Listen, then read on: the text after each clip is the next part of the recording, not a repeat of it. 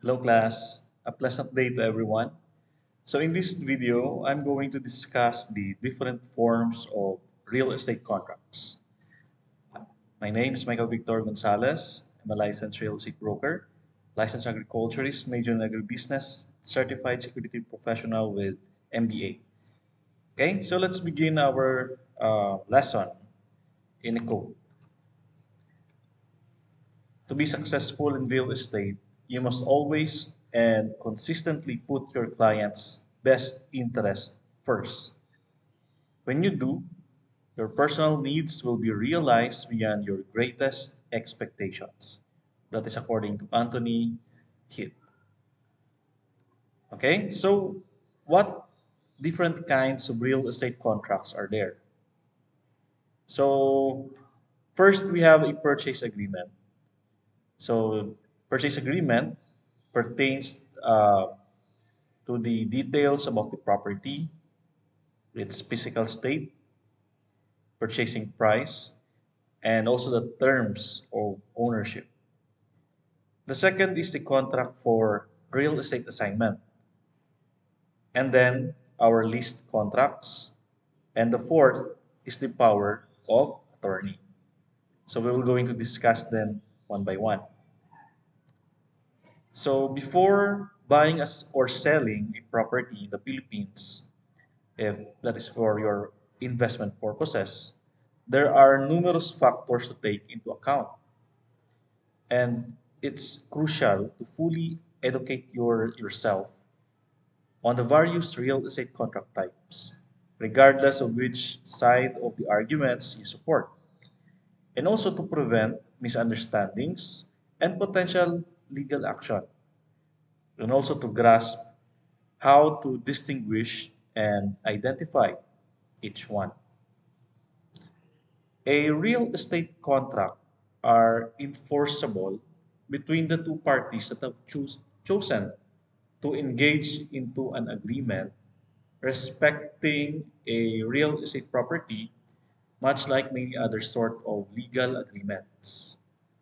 So the price of the property, its condition, the types of contract, and the terms of ownership, to name a few, are just a few of the many additional aspects of the agreement that the contract may help to specify. So first, let's begin in a purchase agreement.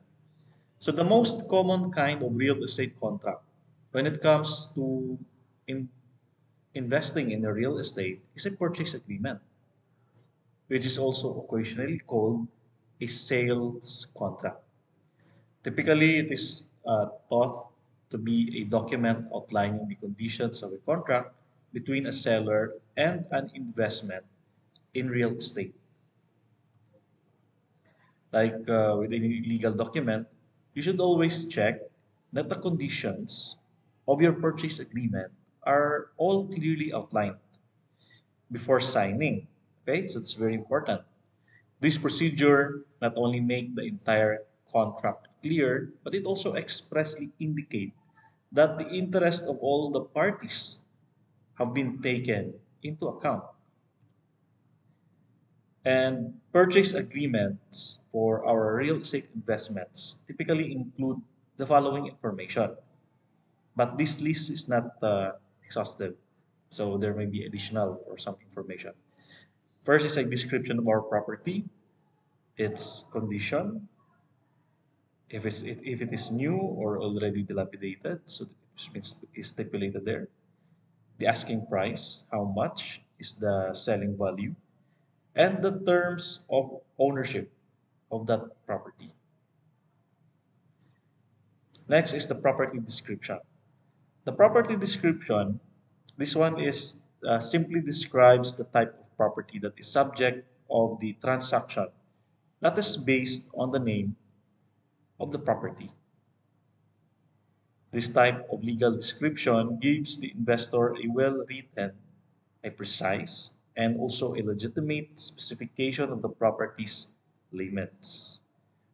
In addition to the address, the property description should specify the types of property being offered for sale, such as if it is a bungalow, a two-story house, townhouse, or other types of a property. Then, a condition of the property. A description of the property's physical attributes and any noteworthy findings are frequently included in a legal statement of the property's condition. A report on the capital resources required for maintaining the property over a longer period of time may also be included in this. So, this section of the contract takes into account the structure of the property, including its pipes, electrical wiring, the water supply, and as well as lighting systems, to name a few. It also mentions the property's age. And next is the purchasing price. The overall selling price of the property, the down payment, and the loan principal are all included in the purchase price.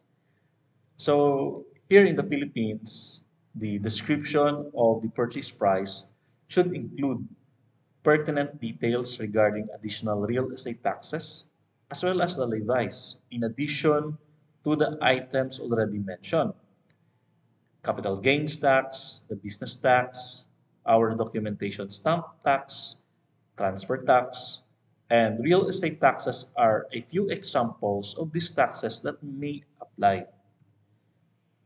Then the terms of ownership. Once more, depending on the name, the rules of ownership just specify that the buyer exercise the right to prevent third parties from acquiring the property. Unless otherwise specified, they are the only owners of the land or the property according to this clause.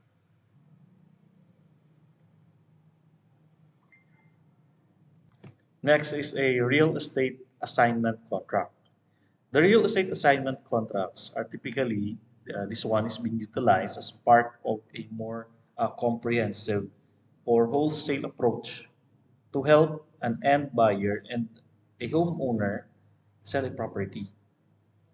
Even though it resembles a typical purchase agreement, the most distinctive aspect of this kind of contract is that it enables you to protect a property with a purchase contract, and if you choose to assign this contract to someone else. Then our lease agreements. So when renting a property instead of buying it, lease agreements are often part of the deal. In the Philippines, for instance, you may think about the terms of the unit's sale if you're looking to rent a condominium apartment, regarding payment conditions, the utility management, and terms for repair and maintenance. This contract contains information that must be followed legally. So the tenant and the landlord who is renting the property to an investor come to an agreement on this document. And also our power of attorney. Although not just utilized in real estate transaction, can be applied in any other forms of contract. These agreements are particularly helpful to entire situation.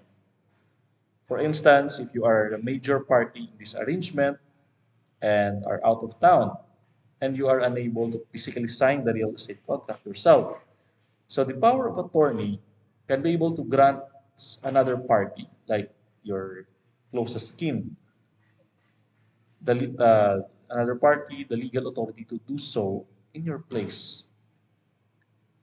A primary party could also be a person who is unable of undertaking the requisite actions owing to illness, a mental illness, or other associated situations. So with this power of attorney, you can be able to assign someone to represent you so that in the stated conditions that you cannot be physically present, there will be someone to represent you. Okay, for our major points. In order for the acquisition and sale of a property to go well, a well-written real estate contracts are required. You should make sure you're getting help from knowledgeable people who practice a real estate laws because these documents have a legal force behind them, and seeking for a legal counsel if it is very necessary is a wise move. Additionally, it would be in your best advantage to speak with your authorized real estate brokers so they can assist you in obtaining the conditions necessary for the real estate contracts. For our reference, you may also check the following websites for additional information. Okay, so this is the end of my video lecture. I hope that you have gained something and learned a very important lesson today. So thank you, and I'll see you again on my next lecture.